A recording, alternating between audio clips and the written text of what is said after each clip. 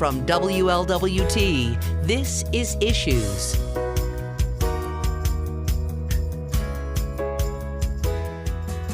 Hello, welcome to Issues. I'm Jan-Michele Lemon Kearney of SESH Communications in the Cincinnati Herald. We have a lot going on as you're getting ready for the holidays.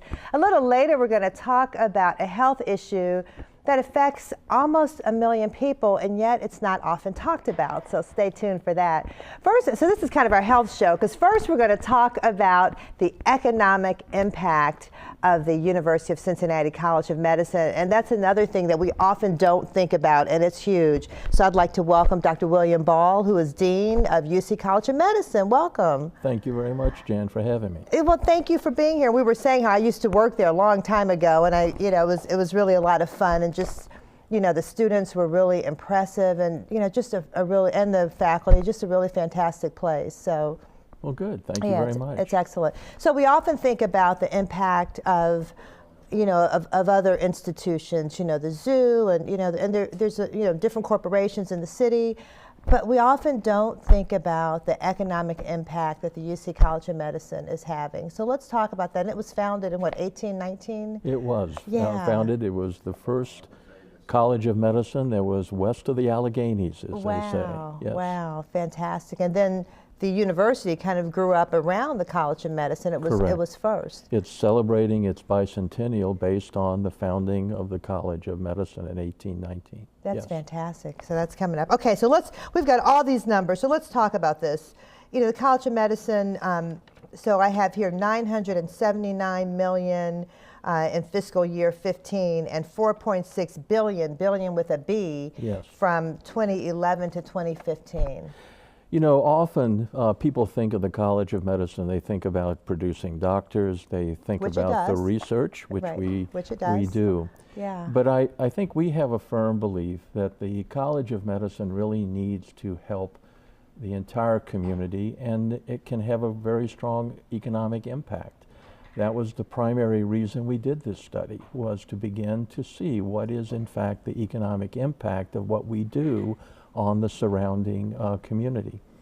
And in the past 5 years, from 2011 to 2015, we were amazed to see that the total economic impact was about $4.6 billion on our economy, both directly and indirectly, to support the economy within the region. And a lot of people don't realize how much we are, in fact, an economic engine within the community. Right, and you said you were amazed to see that. So even those of you involved in the UC College of Medicine didn't realize this huge impact. We did not, and we were very surprised, because we were very pleased, because we're only as strong as the community in which we live. And we feel a real sense of being able to give back to the community. And we do medically, we do in research, we do in all the traditional areas, but we're very pleased to see that we're also supporting the economic vitality of the community in which we live and serve. Exactly. Let's talk about jobs. So I have here that the College of Medicine is a job generator for over 2,500 full-time employees, and you affect almost 2,000 other jobs in the community. Tell me about that. Well, we actually have decreased the number of employees in the College of Medicine from 2011 to 2015. We currently employ about 2,500 full-time positions within the College of Medicine. But we, in fact, also impact the community in bringing jobs into the community. And in 2015 alone, we brought in 1,800 new jobs. That's and fantastic. I often hear a success around bringing 200-300 new jobs into the region. And here we were in a position in which we helped bring as many as 1,800 new jobs into the community. Right, and no one talks about that, so this really needs to be talked about. That's huge. Okay, so then also new money. So I see here new money in terms of research grants, and you can talk about that. There's a $2 billion with a B impact, $2 billion impact. Yes, we often That's talk. That's a lot of new money, Dr. That's Ball. a lot of new money into Right. the region. It's not only about bringing new jobs in, it's about bringing new revenue into the community. So in the area in which we are involved in Southwest Ohio, if you look at money we bring into the community from outside that area, it accounts for about $2 billion of that $4.6 billion. Wow. So that's new money in tuition, that's new money in grants, federal grants, that's new money in contracting, which would not have been here if it hadn't been for the College of Medicine. So Right. that is why we call it new money, which is coming into the region to help support the local economy. Right. And I love that a big part of that goes toward research. It says research training of doctors. I mean, that's fantastic. Yeah, about 53% of our contribution to new money is around research. And what a lot of people don't realize that research really impacts their health care within the region. Oh, yeah. It isn't just something we happen to do as academicians. Right. It actually has an impact on the quality of care within the region. And I would like to think that the quality of care within our region is in fact elevated by the fact that we do the research in this region and make it available to our population within Absolutely. the community. Absolutely. And I should say, so in the last, it looks like 5 years, you've had 2,200 graduates, so 2,200 new doctors. Well, it's not only doctors, it's also researchers within Okay, the region. good. We supply researchers to other, even to industry within the area. About 25% of our medical students graduating stay in this area Oh, wonderful. and practice medicine. And then if you include those who do their residency and other postgraduate training here who also stay here, we estimate it may be as high as 40% That's of fantastic. supplying the workforce. And it's not just the College of Medicine. We're also seeing that in the College of Nursing. We're seeing that in pharmacy. We're seeing that in allied health sciences. We are a major source of good, high-quality, diverse workforce within the region that may not be available or may be difficult to recruit without our presence. Right. And I'm just talking about people staying in the area, it made me think about this incident that happened when we were driving past a fast food restaurant, and a guy was like actually lying on the grass and having seizures. And so my husband jumped out the car, and then these other two people jumped out the car, and they said, "Hey, we just graduated from UC College of Medicine, and and I said, you know, what area is your specialty?" And they said emergency medicine. I'm like, great. So it was Perfect wonderful. timing. Yeah. So altogether, they saved his life and got him to the hospital. So Right. I thought, yay, UC College of Medicine. That was wonderful. And then, the other thing is it's saying here that the College of Medicine is bringing even more students to Cincinnati because there's a new program, a Bachelor of Science in Medical Sciences. Correct. We're actually one of the first colleges of medicine to actually have our own undergraduate program within the College That's of Medicine called the fantastic. Medical Sciences degree. Wow. The quality of the students rank us in the top 2 percentile in the nation of student accomplishment. Wow. And so we're very, very proud of this. And not only are we producing students who might go on to medical school, they may go on into healthcare administration, or they Right. may go to law school and practice law related to medicine. Right. So it's not just about medical students, it's also about supporting the overall healthcare initiatives across the entire continuum. Well, thank you, Dr. Ball. We're just really thankful that UC College of Medicine is here, it's thriving, and we want everybody to know not only about the healthcare benefits, because that's fantastic, but also economic impact is so important. Thank you so much for coming. You have to come back and My visit us pleasure. again. So Thank good you to so meet much. All right, All right. stick with us. We'll be back in a moment to talk about an issue that you really need to hear about.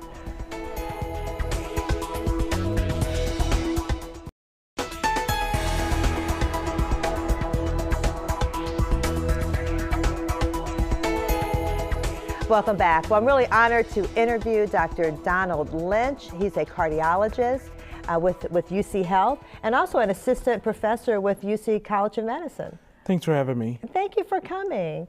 So let's talk a little bit about, where you're from, where you went to school. Give us your background. So I am originally from North Carolina, and I completed undergraduate there at East Carolina University in Greenville, North Carolina. Oh, wonderful. And then stayed around home, so I completed medical school at the University of North Carolina in Chapel Hill. So I'm a Tar Heel at heart. Yes. But I was just on that campus. It's really beautiful. It's huge too. Yeah. It's beautiful. Yeah, it is. And then like most physicians, I traveled around for my training. So I completed my medical residency at Johns Hopkins Hospital. Beautiful. And completed my cardiology fellowship at Vanderbilt Hospital. And most recently, I completed my interventional cardiology as well as vascular training out at Stanford Hospital. Wow. So how did you end up here? We're so glad you're here in Cincinnati. Well, and I'm very glad to be here as well. Dr. Becker and a number of other people recruited me here after I completed my training to help with the division of cardiology, and here I work as an interventional cardiologist with a number of my other colleagues to treat coronary disease and blockages within the heart, as well as to treat blockages of the heart valves or leaky heart valves, right, and to treat clotting problems and disorders. And we're going to talk about that in just a second. And just, you know, real quickly, because your background is just really impressive, how did you choose cardiology? So very early on, like most college students, I was looking a way to both pay the bills as well to have some additional funds to deal with the things of living. And so I took a job at a local hospital in Rocky Mount, North Carolina, and I worked there on one of the heart floors, and you know, really became very interested in how the heart worked, and you know, what heart rhythms were, and you know, how, you know, what caused heart attacks and how we treated them. And so from there it was sort of like love at first sight, and I went on. Yeah. That's fantastic. Okay, so we're going to talk about, so here I've been teasing people that we're going to talk about something that really isn't talked about that much, and it's thrombosis, which is blood, that's a blood clot, right? I mean, we're talking about blood clots. That's correct. So, and let me just say, I'm sorry, Doctor, it affects, the information you gave me, 900,000 people in the U.S. are affected, and yet we don't talk about it. Okay. That's correct. So almost 900,000 people are affected each year, and so it's formation of a blood clot. We often talk about two different areas, most commonly, so blood clots that form in the arms or the legs. Importantly, those blood clots can move to other places within the body, and specifically oftentimes to the lungs. And if it moves to the lungs, it can be quite life-threatening, and it's a medical emergency that needs to be evaluated. Right. So that's you know, so that's the part that's really scary, because we're going to talk a little bit later about the signs and the symptoms, and that's a scary thing that, you know, there aren't really a lot of symptoms, but we're going to talk about that. But let me go on. Let me ask you, who's affected by blood clots? So there are a number of risk factors, and so what we know is that patients that are older, specifically above the age of 60, patients that are obese or that are less mobile, so people that aren't as active, don't exercise, or at higher risk. So another reason that people need to really get moving, yeah. That's correct. Smokers, patients that are hospitalized or at higher risk of developing these blood clots. Patients that have specific surgeries, such as a hip or knee surgeries, which may impact their ability to get active and moving around. Patients that have specific types of cancer. And then patients that are taking estrogen-containing medications, such as birth control, may be at higher risk of developing these blood clots. So even young women taking birth control can be at a higher risk as well. And I was going to say, when you talk about surgery, I have a friend who had surgery and ended up with blood clots in both lungs, and you know, so that's pretty scary. And so, yeah. Yeah, certainly. I mean, with the 900,000 cases each year, of those patients, about a quarter of them, the patients that have a clot that moves to the lungs, may die from that. So it's very important. That's high, yeah. Yeah, it's very high. It's under-recognized. And so a lot of hospitals around the U.S. Have actually implemented protocols by which to assess the risk of developing these clots in the hospital, because these patients are at higher risk, and to treat them with medications, with devices that actually help move blood and circulate blood, such that they would be at lower risk of developing these clots. Okay. And you know, also when we talked about high risk, so I understand that African Americans have a 30 to 60% higher chance of getting blood clots. Why is that? Well, I think the reasons are multifactorial. So I think certainly there are recently recognized genetic reasons for why African Americans may have a higher risk of these. And that's both clots that develop perhaps after surgery or during a hospitalization, as well as clots that are unrelated to any modifiable or provoked reason. Okay. Okay, I didn't mean to cut you off. We're going to take a break. We're coming right back, and we're going to talk about signs and symptoms, treatment, prevention, all that good stuff. Stick with us. We'll be back in just a moment.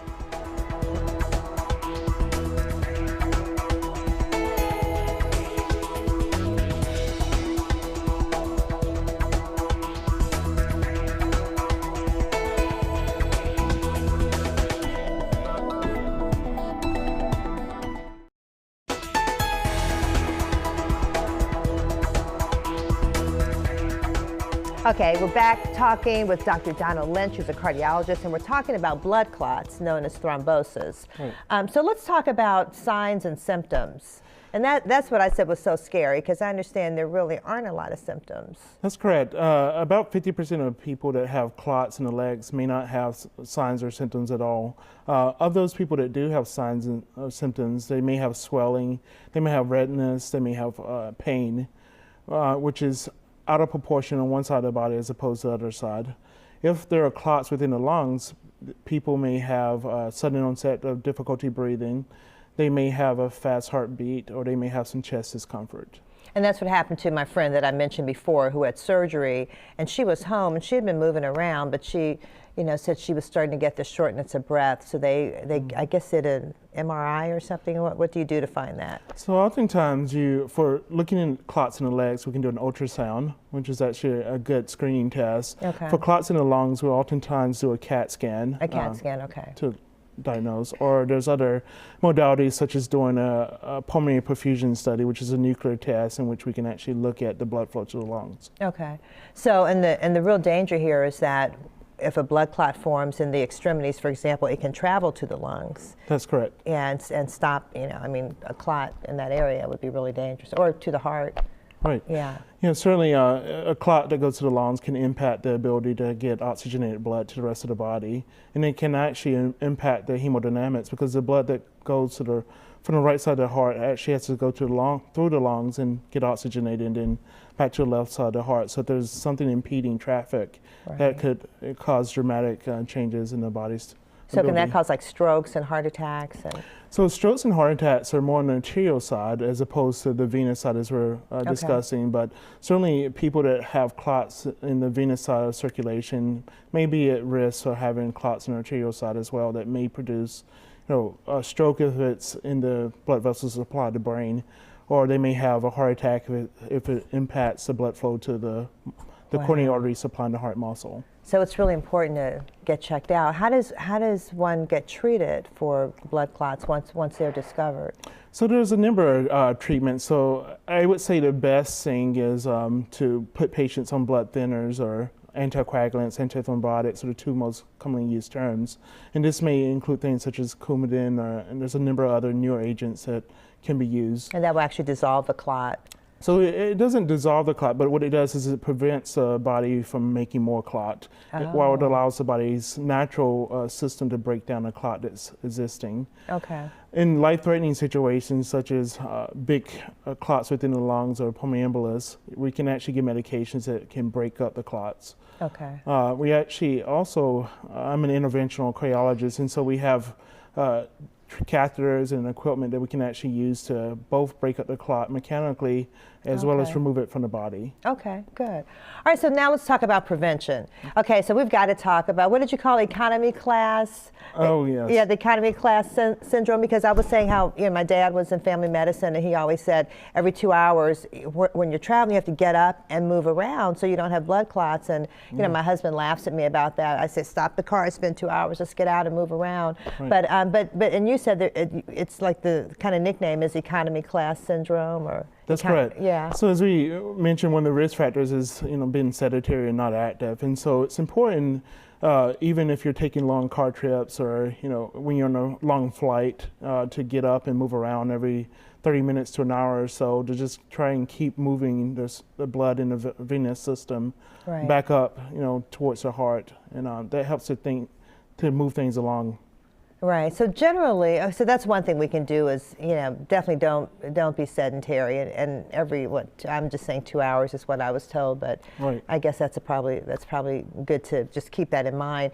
What else can we do to prevent blood clots? So things such as being active, exercise, I would say smoking cessations are incredibly important. Stop that smoking. Yeah. Yeah, and knowing your risk for these clots. So about 5 to 8% of people may have a genetic reason to have a predisposition to forming blood clots. And so talking with your family, if there's a strong family history of people who have required blood thinners or that have had blood clots identified at some point, especially younger patients, certainly it's something to talk about and have a conversation about.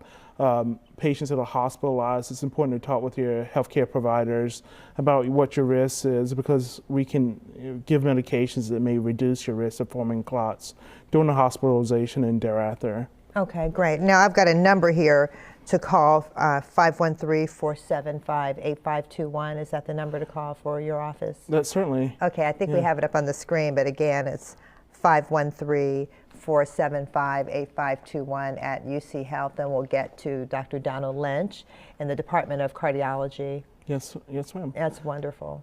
So that's so it's really, I don't know why people don't talk about this, because it's pretty common, it sounds like, if we're talking 900,000 people. So, and you've given us some things to do. So stop smoking, exercise, get checked regularly, I guess, because there aren't any real signs generally. Right, and and I just want to elaborate. Like, it's most important thing is to recognize that it's something that could happen, and it's very high risk, and so it's a third leading cause of death, of vascular-related deaths behind heart attacks and stroke. And collectively, it amounts to about 100,000 deaths each year, which is more than the combination of breast cancer, HIV/AIDS, and traffic-related deaths. And certainly very important. Very important. Well, thank you so much, Dr. Lynch. Appreciate you coming. It's a pleasure to see you. Stick with us. We'll be back in a moment. Don't leave yet. Michael has some events for us.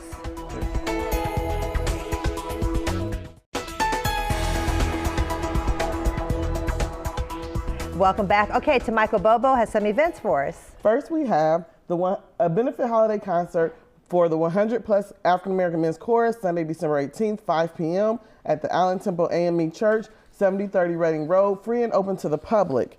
Next up is the Snowman family concert film with Cincinnati Pops, Friday, December 23rd, 7:30 p.m. at the Taft Theater, located at 317 East 5th Street. For more information, call 381-3300.